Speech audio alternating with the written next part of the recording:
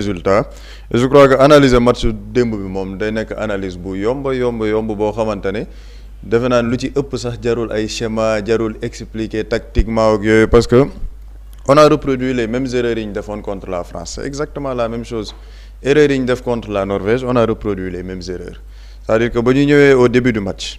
ñëw nañ avec un classement boo xamante ni a priori tout le monde s'est dit que classement bi moom wax dëgg neex yàlla ça va parce que ñun démb la lañ doon wax il fallait un 4-2-3-1 boo xamante ni Pathé Ciss doit être au niveau de l'axe central moom ak Niakhaté la ñu boole ñu def Crépin Diatta Ismaël Jacobs soit milieu de terrain bi tu avais Pape Gueye ak Gana Gueye ci kaw nga am Habib Diarra dans le rôle de Lamine Camara bu njëkk ba Iliman Ndiaye dans l'aile Ismaïla Sarr ci beneen aile bi ba pare nga am Ismaïla Sarr en pointe plutôt Sadio Mané ci beneen aile bi maintenant au cours du match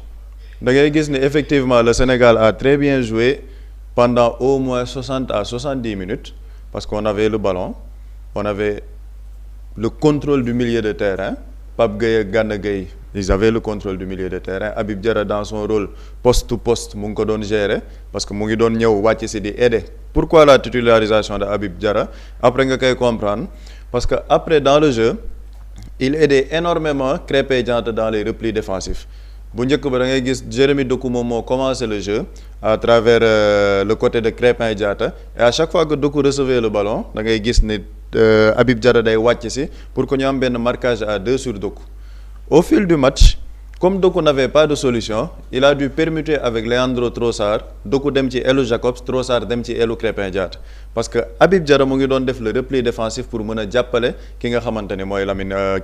mooy Krépin Diatta ça c'était le jeu pendant au moins on va dire 60-70 minutes dans les 60-70 minutes on s'est créé énormément d'occasions ñu dugal ci 2 buts moo tax ma ne jarul sax ñuy expliquer système de jeu bi nan la ñu joué ak yooyu parce que loolu les Sénégalais l'ont vu liñ ciy apprécier mooy le match de Pathé Ciss lan moo tax depuis le début de la compétition nit ñi ne Pathé Ciss moo war a jouer défenseur central parce qu'il a cette qualité technique de pouvoir faire la relance derrière Pathé Ciss Rayo Vallecano il jouait en tant que défenseur central il a cette qualité de pouvoir revenir derrière rapidité bi te tey ji avec le ballon du tiit c'est-à-dire que avec le ballon Pathé Ciss du tiit il a cette qualité technique de pouvoir percer li ma doon wax démb axe day mën a bëtt bu ñu la defee pressing axe bi mën a bëtt pour toucher sur une transversale wala sur ton latéral droit te Pathé Ciss il le faisait très bien hier dans le match maintenant Pathé Ciss il a fait son match dugal nañ avec le but de Habib Diarra man li may gën a retenir mooy le but de Ismaïla Sarr parce que bu ñuy xool le but de Ismaïla Sarr boo koy analyser Ismaïla Sarr dans son but démb ñu ngi ne la Belgique elle laisse énormément d'espace derrière et dinañu may ñu mën a def ay transitions rapides parce que ñoom comme ils ont un jeu très offensif Belgique dinañu may ay espaces yoo xamante ne avec nos joueurs on pourra utiliser ces espaces boo xoolee ci biiwu Ismaïla Sarr bi da ngay gis ne il y a tout un espace boo xamante ne défenseur central u Belgique bi bàyyi nañ ko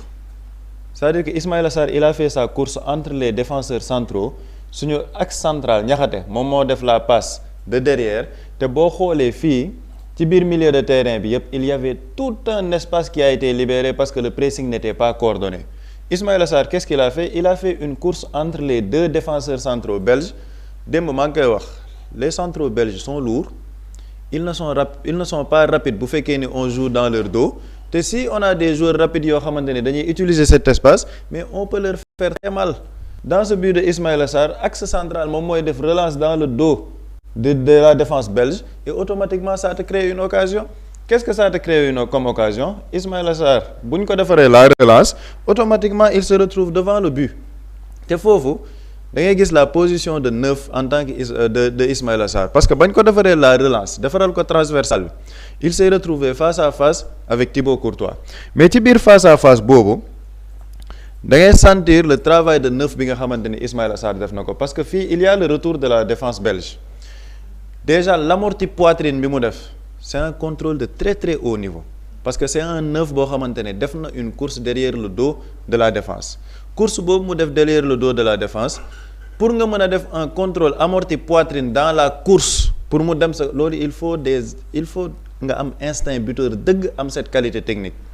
mu def course boobu si tu vois bien le défenseur belge dafa ñëwaat pour def un impact physique sur Ismaïla Sarr. Qu'est-ce que Ismaïla Sarr a fait? Dafa mettre un peu son corps en opposition ci défenseur belge bi pour pouvoir après dóor face à face avec Thibaut Courtois. Lii démb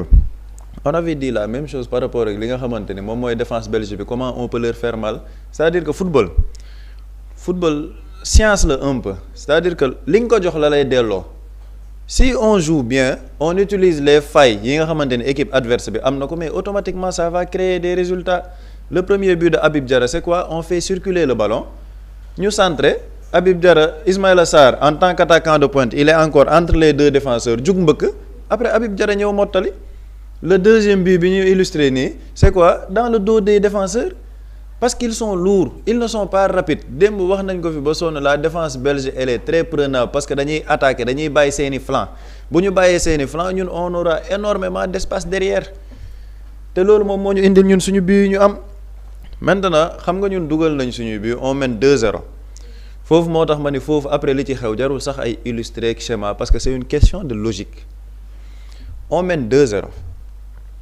xam nañ ni lan moo ñu gagneloo le match pendant 70-75 minutes, c'est parce qu'on avait contrôlé le milieu de terrain. La Belgique n'arrivait pas à toucher Kevin De Bruyne. La Belgique n'arrivait pas à toucher ses ailiers. Pourquoi Rudi Garcia a fait sortir Kevin De Bruyne? Parce que Kevin De Bruyne ne touchait pas de ballon. Amul woon impact ci jeu bi parce qu'il était sevré de ballon. Pourquoi il était sevré de ballon? Habib Diarra il faisait le premier pressing pour couper toutes les lignes intervalles au niveau du milieu de terrain. Ismaïla Sarr dans son rôle d'attaquant de pointe, il faisait le travail de coulissage pour mën a wàcc si waat. Donc la Belgique au milieu de terrain n'avait pas de ballon. On mène pendant 70-75 minutes. Déjà le premier changement sur Pape Gueye. Man personnellement xam naa ne bokkuma ci avec ñu bëri. Man ba may seetaanandoo match bi dama wax suñu waa kër ma ne leen match bi bu fekkee ne milieu de terrain am na ko war a génn en premier ci man c'était Pape Gueye. Parce que dans ce match Gana Gueye ak Habib Diarra ils ont fait un énorme boulot au milieu de terrain man loolu laa gis. Pape Gueye on le sort soit, mais il faut que son remplaçant indi impact dans le jeu. Lamine Camara dañ ko dugaloo ci rôlu Pape Gueye. Pourquoi il ne s'en est pas sorti? Lamine Camara les 2 ou 3 premiers matchs de l'équipe nationale xam nga ban rôle la doon jouer? Rôlu Habib Diarra dem au premier pressing pour mën a couper les lignes intervalles de passe. Mais on fait rentrer Lamine Camara. Lamine Camara en moins d'1 minute il te prend un carton jaune pour excès d'agressivité. Nga commencé yow déjà yow milieu de terrain bi war a dem box to box pour def marquage am na jaune, donc day agressivité bi day wàññeeku dootul mënati dem au contact. Il est avec Gana Gueye et Habib Diarra. Habib Diarra qui est dans son match. Habib Diarra il est dans son match. Il est en train de faire un énorme travail. Mais pourquoi bon Dieu tu vas faire sortir Habib Diarra pour dugal Pape Matar Sarr? C'est-à-dire que c'est un changement qui n'a aucune logique. Amul logique. Pape Matar Sarr n'est pas dans le rythme de la compétition. Amul rythme compétition bi. Pape Matar Sarr match amicaux yi kan moo jël place am joué? Bara Sapoko Ndiaye match bi mu joué contre les États-Unis, mais Bara Sapoko Ndiaye normalement warul woon bokk ci liste 26 mais match bi mu def contre États-Unis moo tax ñëpp ne kii dafa war a bokk ci liste bi. Mais tu l'amènes, tu ne le fais pas jouer pendant tous les matchs de poule nga mën a Belgique à la 85e minute. Mais parce que jàppoon nañ ni on était déjà qualifié quoi. C'est-à-dire que le management de Pape Thiaw hier ce n'est pas un management de haut niveau. Je suis désolé, c'est un coaching boo xamante ni c'est un coaching d'amateur. C'est-à-dire li xew démb c'est un truc d'amateur quoi. Tu ne peux pas mener 2-0 contre la Belgique 16e de finale, match à élimination directe. Il te reste 5 minutes, tu es champion d'Afrique ngay def ay changements yoo xamante ni ce sont des changements lu ma mën a tuddee changement sentimental. Parce que comment on peut expliquer que Pape Matar Sarr rentre à la place de Habib Diarra? Léegi qu'est-ce que ça a amené? Un déséquilibre au niveau du milieu de terrain. On a perdu toute la bataille du milieu de terrain parce que Lamine Camara il a raté son entrée. Pape Matar Sarr dugg na mais Pape Matar Sarr mënoo retenir dara ci match am moo tax man la jarul sax ñuy illustrer naan milieu de terrain bi nii la demee wala nii la demee parce que tu ne retiens rien de son match. Il n'a amené aucun impact physique, aucun impact dans le jeu. Moom mi waroon am ce rôle créatif là Pape Matar Sarr mënoo wax lu mu créé démb. Donc tu joues avec Lamine Camara, Pape Matar Sarr, les deux sont transparents. Gana Gueye il a déjà 75 minutes dans les jambes mais le milieu de terrain dafa dee complètement et loolu qu'est-ce que ça a amené? La Belgique a recommencé à avoir du jeu. Belgique ci la commencé jëlaat bal bi di ko teg en plus de ça par rapport ak Belgique ba mu commencé waatee ñëw Sadio Mané mais ñun démb on l'a dit Sadio Mané n'a pas 90 minutes dans les jambes Sadio Mané amu ko. Il a fait une très bonne première mi-temps ça il faut le dire parce que amené na ay occasion def na ay débordements créé na du jeu il a fait sa première mi-temps mais Sadio Mané n'a plus 90 minutes dans les jambes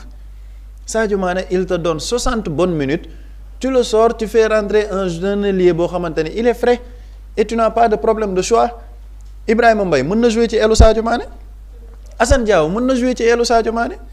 mais on laisse Sadio Mané et qu'est-ce que loolu ça nous a coûté le but de Lukaku ça vient d'où Sadio Mané moom moo dem contre-attaque perdre foofu bal bi gars yi ba ñu remonter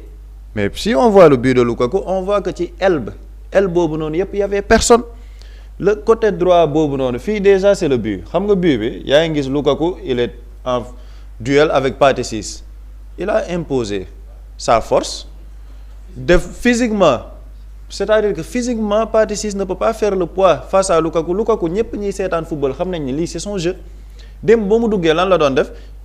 day wéeru défenseur bi jouer en pivot raquette demaat xaar au niveau du box Lukaku loolu mooy jeu am c'est-à-dire que c'est ça son jeu il a fait exactement la même chose benn centre boo xamante ne mu ñëw devant le défenseur wéer ko doole bi dévier le ballon 2-1 c'est-à-dire que le football il est très simple et foofu lan nga ciy gis par rapport au coaching de Rudi Garcia quand il a senti que le 9 bi nga xamante ne moom moo démarré physiquement ne mu amul woon doon am impact ci suñu défenseurs centraux yi il ne pesait pas mais automatiquement il a réagi mi-temps mu génnee 9 boobu dugal Lukaku parce que il savait que lan la soxla il a besoin d'un 9 boo xamante ni dafay sonal suñu axe central il a fait le changement automatiquement Doku ba muy génn gars yi yu bëri nee nañ mais Doku lan moo tax mu génn De Bruyne lan moo tax mu génn est-ce que ces changements n'ont pas été bons si Luke Bacchio qui a pris la place de Doku dafa dugg mais il a créé énormément de jeux qui remplaçait De Bruyne dafa ñëw au milieu de terrain avec la bataille du milieu de terrain qu'on a perdu avec nos changements moom it mu ñëw être dans son jeu c'est-à-dire que loolu moom mooy football de haut niveau boo xoolee par rapport ak tamit suñu deuxième but moo tax ma ne match démb bi moom jarul analyse bu xóot jarul dara le deuxième but li tax ñu doon wax tout le temps l'importance d'un bon gardien de but dans des matchs cruciaux c'est-à-dire que man gardien de but laa woon mais action bi Mori Diaw ne doit jamais sortir c'est-à-dire que si Mori Diaw ne sort pas y a pas but bu génnul doom but lan moo tax bu génnul doom but déjà l'action le départ du ballon bi Mori Diaw il a très mal jugé la trajectoire parce que au niveau du départ du ballon bi foofu c'est-à-dire que centre bi tu as tes axes centraux yoo xamante ne ñu ngi fa kan la ñu nekkal duel c'est pas Lukaku c'est Leandro Trossard 1m60 la wala 1m65 face à Niakhaté 1m79 wala 1m80 boo taxawee sa ligne Leandro Trossard wala Tielemans même bu mbëkkee da nga koy capter na nga tëdd ak bal bi mais si tu sors tu fais une sortie hasardeuse te boo xoolee par rapport à sa sortie il n'était pas équilibré ngi Mori Diaw ba muy dem di génn il n'était pas équilibré parce que génn bi muy génn c'était pour aller boxer le ballon mais boxer ballon boobu noonu yëpp mais le corps même n'est pas en équilibre gardien bi dañ lay wax bu fekkee ne da ngay génn pour boxer ballon normalement sa sortie sax dafa war a équilibré pour tey booy dem fekk ci bal bi nga mën ko boxer mais bu fekkee ne yow da ngay dem ngay boxer bal bi en ayant ton corps qui n'est pas équilibré mais malheureusement doo mën a génnee bal bi et si Mori Diaw ne sort pas il n'y a pas but loolu déjà moom mooy deuxième enseignement bi sànq maa ngi koy wax par rapport ak biwu Lukaku bi espace bi nga xamante ne bàyyi nañ ko au niveau du côté droit da ngay xool ci espace bii nii fii c'est avant le but de Lukaku et li gën a extraordinaire on a combien de joueurs à notre surface on a au moins 6 ou 7 joueurs yoo xamante ne ñu ngi suñu surface Belgique benn joueur moo nekk seen surface mooy Lukaku benn joueur el bële ne la yëpp el côté droit bi tu vois combien de joueurs belges il y a au moins 4 joueurs belges lan moo tax il y a 4 joueurs belges lan moo tax latéral belge bi mën a yéeg Luke Bacchio mën a yéeg parce que Sadio Mané n'y était pas Sadio Mané n'y était pas parce que dafa dem benn course di attaquer ji perdre balle bi ñëw fii mais Jacobs il était tout seul kan moo obligé dem xam nga Jacobs on l'a laissé kan moo doon génn ci ki doon centré c'était notre axe central Moussa Niakhaté et normalement Moussa Niakhaté il ne doit même pas aller là-bas pour naan day couper ji balle bi c'est le latéral qui doit être là-bas Moussa Niakhaté moom mooy taxaw ak Pathé Ciss pour ëmb Lukaku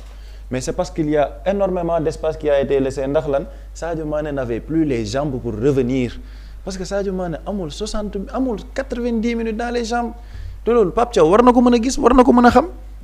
Pape Thiaw normalement war na ko mën a xam sànq maa ngi wax par rapport ak appréciation but ci Mody Diaw xam nga boo xoolee but bi par rapport ak départ ballon bi boo xoolee départ ballon bi fii xam nga ballon bi déjà mu ngi egsi ci Yuri Tillmans xoolal Mody Diaw fi mu taxawee il était en retard par rapport à sa sortie parce que fii boo naree def sortie fii booy xool xam nga lii arrêt sur image la mais tu sais nettement que du mën a egg parce qu'il était d'abord sur sa ligne te le temps que ngay hésiter gardien de but dañ naan la doo hésiter bu fekkee ne da ngay génn sa surface la dans ta surface tu dois être le patron amul hésitation tu sors tu prends le ballon nga tëdd ak moom ndànk bu fekkee ni wóor na la nit am nga benn seconde d'hésitation tu restes sur ta ligne pointe des pieds nga xaar bal bi mais fii la sortie malheureusement c'est une sortie boo xamante ni moom mooy ñëw après il y a un but et on perd sur des détails moo tax ma ne démb match bi en fait dafa jarul analyse bu xóot on a mené pendant 85 minutes ci biir diggante 60e minute ba 85e minute le coach a totalement déséquilibré notre milieu de terrain avec des changements yoo xamante ni ce sont pas des changements logiques Habib Diarra si tu le sors man je veux bien qu'on me dise qu'on doit faire sortir Habib Diarra ok mais fais-nous rentrer un joueur boo xamante ni au moins di nga am un créateur dans ton milieu de terrain Bara Sapoko Ndiaye il est rentré à la place de Gana Gueye en 10 minutes il a fait plus que Pape Matar Sarr bi remplacer Habib Diarra est-ce que ça c'est normal et pourtant le coach ça il le voit li gën a extraordinaire il sort Iliman Ndiaye pour faire rentrer Ibrahima Mbaye il laisse Sadio Mané sur le terrain génne Habib Diarra dugal Jackson pour faire quoi pour yóbbu Ismaïla Sarr sur le côté Jackson ñëw en pointe mais changement yooyu ban xeetu logique la Ismaïla Sarr moom mooy sa attaquant de pointe il fait un énorme match en pointe tu ne le changes pas tu le laisses en pointe si Sadio Mané il est fatigué il sort Sadio Mané bu sonnee mu génn tu as Assane Diao sur ton banc tu as d'autres joueurs yoo xamante ni mën nañ jouer ailier sur ton banc mais pourquoi bon Dieu on veut nous forcer Sadio Mané pendant 90 minutes looloo tax gars yi bu ñuy wax ni affaire yi c'est un problème de coaching effectivement man fii gars yu bëri na ma non tu défends Pape Thiaw ak nangam sax parce que dama ne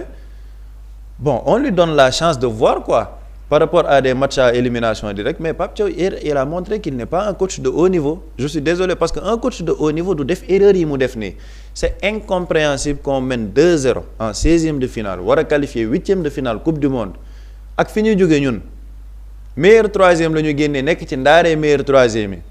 tu mènes 2-0 Lukaku mu ngi lay sonal mais tu fais un ajustement tactique même bu fekkee ne da ngay génnee milieu de terrain soo dugalul Bara Sapoko Ndiaye sax génneel milieu de terrain bi nga bëgg a génnee que ce soit Habib Diarra que ce soit Pape Gueye man j'aurais même préféré qu'il fasse monter Pathé Ciss au milieu de terrain dugal benn défenseur central mu nekk Abdoulaye Seck wala Mamadou Sarr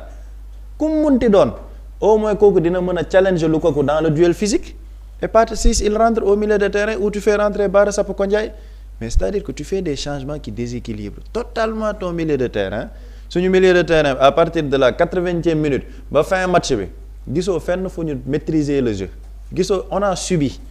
parce qu'on n'avait plus de milieu de terrain et loolu nag la faute incombe au coach malheureusement c'est le coaching qui nous a tués hier Sadio Mané maa ngi koy waxaat c'est une légende du football sénégalais c'est une légende du football africain mais am na niveau bu muy toll c'est au coach de faire des choix Sadio Mané bu mënul def 70 minutes tu le sors tu le fais remplacer par un jeune mais malheureusement on a donné une piètre image du football sénégalais hier à travers un coaching boo xamante ne c'est un coach qui n'a pas pris ses responsabilités te loolu moom moo ñu daal contre la France moo ñu daal contre la Norvège avec le cas de Koulibaly et c'est exactement ce qui s'est reproduit fii ci match démb bi et ci man c'est une énorme faute professionnelle.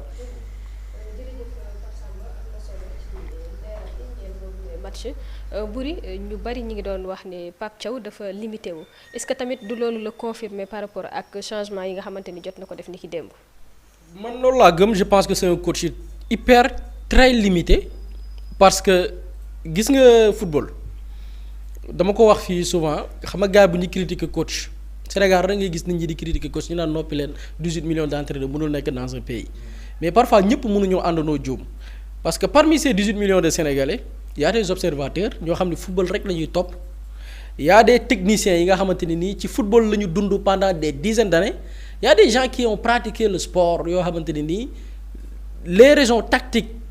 dañ ko xam dañ ko maîtriser même ki nekkul ci monde football am na ñoo xamante ni leur passe-temps football la tous les week-ends ils regardent que le foot bu ñu taalee télé football moo leen seetaanloo télé ñooñu c'est des observateurs qui regardent des équipes xam football di ko dund au quotidien ñooñu ñëpp nag à l'unanimité mënuñu àndandoo juum benn nit ne moo am dëgg et pourquoi da nga jël sur le plan tactique lépp lu public bi réclamé woon te Pape Thiaw def ko on a eu des résultats dañuy jouer suñuy 2 premiers matchs avant même 2 matchs yi ñu ne ko Koulibaly nekkul en forme mu dëgër bopp joué loo ko dans les 2 premiers matchs bu ñu ñàkkee contre Norvège Koulibaly moo tax te pourtant yàgg nañ ko wax ay nit Koulibaly n'est pas en forme toog na des mois compétirul 3 mois presque pourtant bi mu indee Pathé Ciss placé ko en tant que défenseur central avec Niakhaté on a vu la défense s'est stabilisée moo waral suñu match yi nga xamante ne nii boo xoolee la fois dernière avec Pathé Ciss il a fait un bon match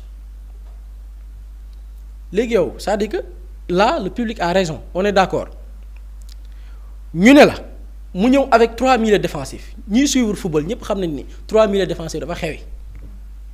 les sélectionneurs joué tuñ ko wala même booy jouer avec 3 milieux day nekk un seul milieu boo xamante ni à vocation défensive la et là on a le profil Idrissa Gana Gueye mais avec 2 autres milieux yi nga xamante ni c'est des joueurs à vocation offensive ñu ne ko football la ñu lii pourtant bi mu indee Habib Diarra indi Pape Gueye c'est 2 joueurs milieu de terrain certes mais des milieux à vocation offensive Habib Diarra ni muy monter noonu lay wàccaatee boo gisee démb mais ci couper gagner de l'espace mais il a fait un travail énorme au milieu de terrain ñu ne ko d'accord léegi xam nga foofu le public a raison il a appliqué la recette un milieu défensif vocation défensive et 2 autres milieux à vocation offensive dans les attaques dans les replis aussi ñu gérer le match le public a encore raison Pape Thiaw suivre na li ko public bi wax le public a raison te ba tey moom mooy topp c'est-à-dire que c'est un coach ki moom bu desee ci ay décision boppam njombe lay def mais bu toppee li ko public bi defal on a les résultats mais toppal public bi lañ la wax toppal les observateurs yi lay wax nga ñëw ñu ne la attaque bi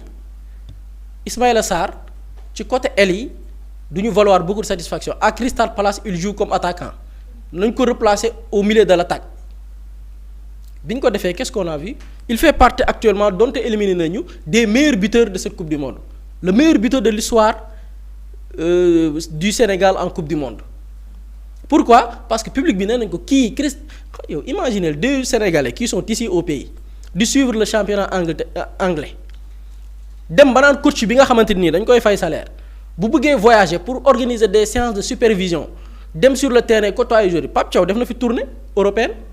maanaam dem ci club yi di xool joueurs yi seen nekkin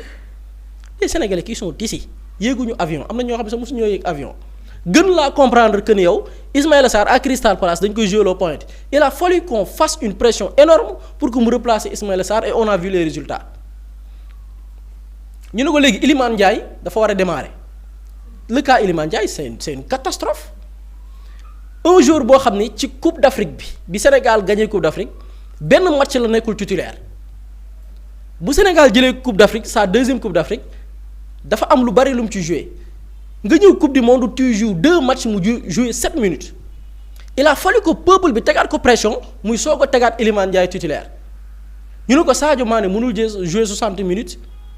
plus de 60 minutes il a insisté ñu ne ko ok d'accord insisté ak Sadio Mané mais nga la waaye 60 minutes génneel ñu ko suñu terrain Pape Thiaw tegal ñu loolu Sadio Mané reconduit ok Ismaïla en pointe Iliman Ndiaye les Sénégalais doon nañu ko demander un milieu normal un milieu défensif de métier avec Gana Gueye 2 milieux à vocation offensive Pape Gueye et Habib Diarra défense bi comme ni ñu ko souhaité woon ok au calme quel est le résultat on mène 2 buts à 0 c'est-à-dire que sénégalais xam nga lan moo leen métti et ñun ñii ñëpp ñu saraan match bi c'était un match facile c'était un match boo xamante ni nii da ngay jouer 90 minutes gagner doo sonn joueurs yi même dans la récupération dañuy gagner du temps parce que c'était un match très facile. non ñu xaw a bàyyi. non du sous-estimé wuñu équipe bi de manque de talent la bi ñu defee loolu ba pare lan moo xew du sous-estimé wuñu équipe bi de cuune sélectionneur Pape Thiaw moo ñu ñàkkaloo match bi qu'est-ce qu'il a fait bi observateur yëpp gisee ni lii mooy équipe bi teg na ko on mène 2-0 match sans forcer Sénégal a mené 2-0 sans forcer match bi xoolal de la première minute à la 70e minute il y avait pas match beaucoup se demandaient mais cette équipe belge est très faible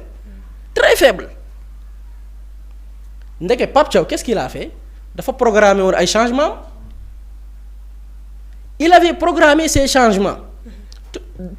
fe da ngeen ne Iliman Ndiaye na titulaire ok dina titulaire waaye bu deuxième mi-temps yi moom kii mooy dugg Ibrahima Mbaye mooy poste pour poste da mais comment un coach peut agir comme ça poste pour poste il avait programmé ces changements que comme que Iliman Ndiaye day démarrer rek poste pour poste après Ibrahima Mbaye mooy dugg en deuxième mi-temps Habib Diarra poste pour poste Pape Matar Sarr moo koy remplacer mu def ces changements à la 73e minute xam nga la ci jubloon da doon gérer match bi il voulait gérer le match yow ku la gérer loo ñun démb bi ñuy analyser match qu'est-ce qu'on avait dit ici la meilleure manière de défendre c'est d'attaquer Belgique avec le même système offensif ba 90 minutes du la yëngal même Lukaku bu ñëwoon xam nga Lukaku dafa am doole mais problème mooy du jot bal Pape Samba dafa sulu ñu la am solo Kevin De Bruyne la moo tax mu def un mauvais match parce que mayuñu ko fu mu jotee bal pourquoi parce que on a attaqué même l'erreur avec Mory Diaw il a fait une erreur mais gis nga am na système de jeu boo xam ne mais lan moo indi action erreur parce que y a un système yàq nga chamboulé nga toute l'équipe yàq équipe bi léegi lan mooy xew da ngay exposé wu plus tu t'exposes plus tu commets des erreurs en football maanaam plus nga nangu subir match bi c'est-à-dire yow boo nangoo subir match bi plus di nga am des chances de commettre des erreurs moo waral Mory Diaw def erreur ah mais dans le même système de jeu attaque jëlal je te donne un exemple Barcelone bi muy nekk au sommet de son art sonal Espagne 8 kan moo doon gardien Barça Victor Valdés il n'était pas le meilleur gardien de sa génération ñu bari dañ naan Barça ak équipe bii mu yor lu tax du wut gardien bu baax parce que Barça soxlawul woon gardien bu baax Victor Valdés ñëpp xamoon na ni bu weesoo Barça équipe bu mag bu mu dem du góolu mais Barça n'avait pas besoin d'un énorme gardien de but parce que pourquoi ay mastodonte bu ma nee mastodonte pas des costauds mais des attaquants de renom la ñu amoon ci kaw des milieux de terrain yi nga xamante ne nii dañ lay maajloo ba nga sonn boo paree di nga am temps de récupération Barça n'avait même pas besoin de gardien de but Victor Valdés moo nekkoon gardien bi Barça di nekk au sommet de son art cela veut dire quoi parce que l'équipe attaquait plus que l'équipe attaque plus la défense subit moins y a d'erreurs Pape Thiaw ñëw moom nangu yaa mené 2-0 une équipe qui n'est pas dangereuse du tout tu acceptes de subir le match naan da ngay gérer match loolu lu muy wundu manque de lecture de jeu changement kenn du ko programmer changement xam nga lan moo koy motiver l'évolution du match ce match Iliman Ndiaye waru woon génn Iliman Ndiaye ne devait pas sortir xam nga pourquoi ci attaque bi bu amoon kenn ko waroon génn Sadio Mané la et il fallait faire changement depuis la 60e minute xam nga lan moo tax ñu doon insister pour que jeunes yi ñu boole leen seen biir pour ce genre pour match yu compliqué yi la même su fekkee match bi ci biir match bi ñun ñoo compliqué le match bi suñu bopp li ñu naan yàlla tàccu la nga bañ a fecc moo ñu daal pourquoi Sadio Iliman Ndiaye moo waroon rester sur le match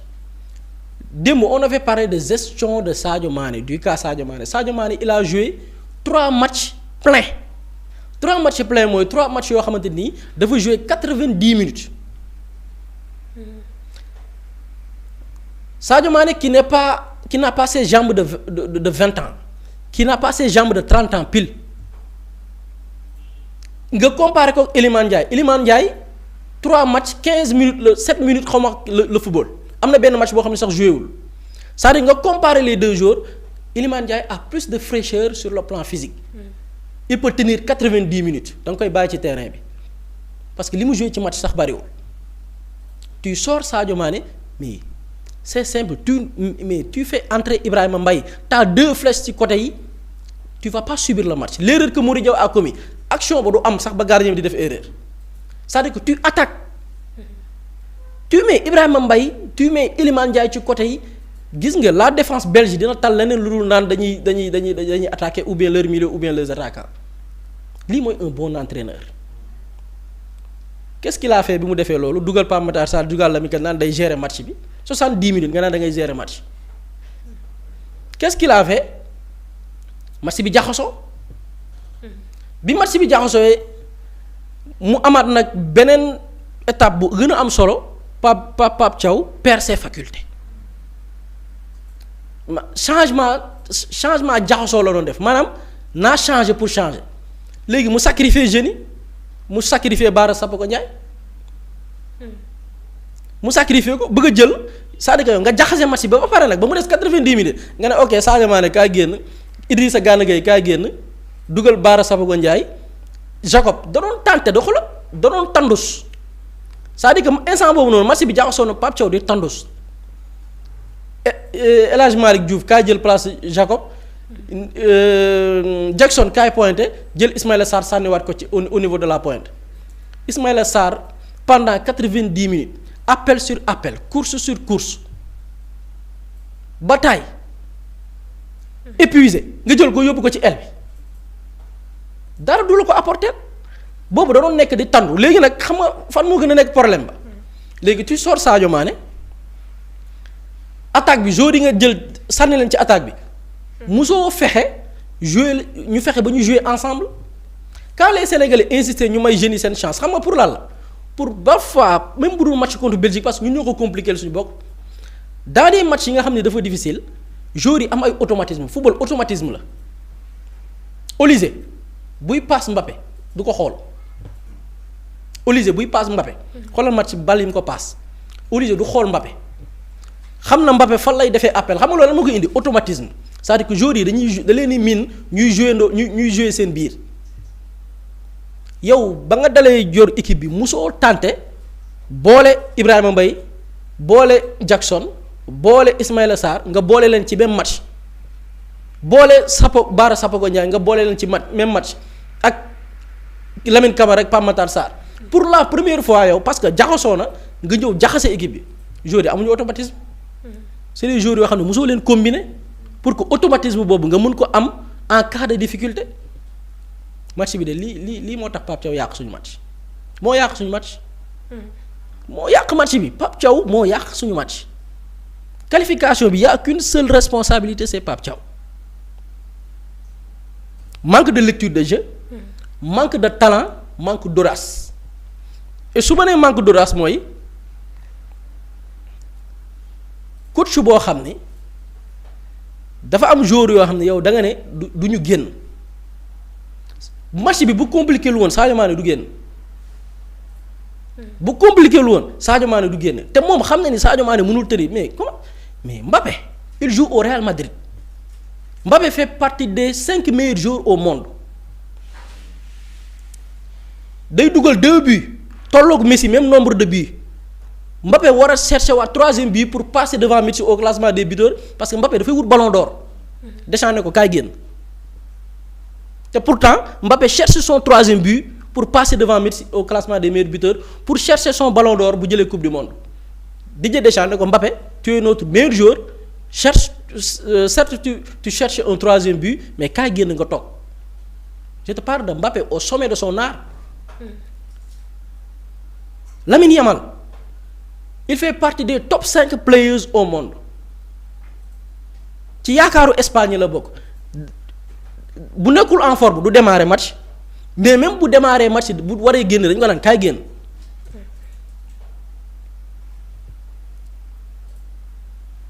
nga gis Kevin De Bruyne il fait partie des meilleurs militaires au monde même bu fekkee depuis 2 ans ni mu meloon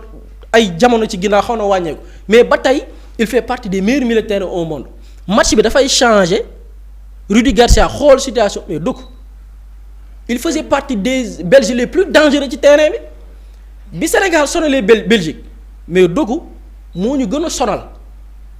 moo ñu gënoon sonal mais Rudi Garcia dafa taxaw lii match bi génne Kevin De Bruyne génne dugg yow nga am ay joueurs yoo xam ne nekkuñu au sommet de leur art instant ci wut xaalis lañ toll malgré lépp lu ñu mën a defal Sénégal nag mérite la et duñ leen ko mës a bañal mais bëgg ak mën bokkul Sadio Mané c'est un patriote lim man dama